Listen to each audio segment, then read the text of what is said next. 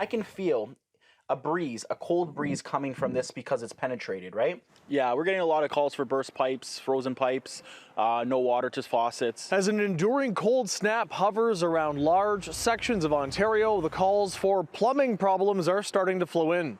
Jonathan Ivashku is the regional manager for the Greater Toronto Area with John the Plumber.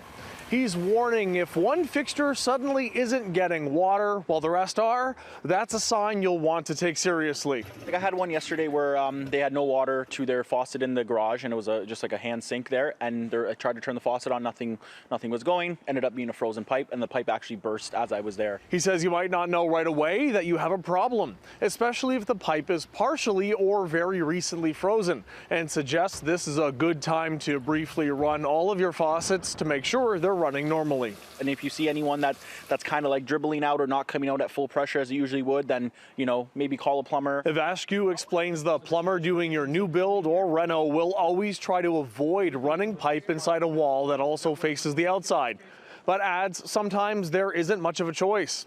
In this particular home, the highest risk pipe we found was in the basement. The actual pipe itself, yes, it's not in an ideal situation here, but at the same time, though, it's better where it is now than instead of it being inside of the wall. If you're worried about some of the pipes in your home, one simple thing you can do is give them a feel if you can. If they don't feel abnormally cold, then you're like, okay, I should be okay. But if they feel really, really cold, then you're like, okay, maybe I should take a little bit of precaution. It does significantly go up when we drop below -20. Meanwhile, the president of the Ontario Plumbing Inspectors Association says frozen pipe calls have gone up right across all areas impacted by the deep freeze, warning homeowners to beware of the double whammy. It's also no heat calls. When people's furnaces break down, we need to get there as quickly as possible because you can't let a house go without heat. Otherwise, we also have water pipe bursting issues at the same time. He adds, don't be surprised if your local plumber is racing around the clock to try to keep up. We do work almost 24 hours a day in times like these just to try to get everybody up and running. Now, as for what to do if you have a freeze up, I would say call a plumber right away.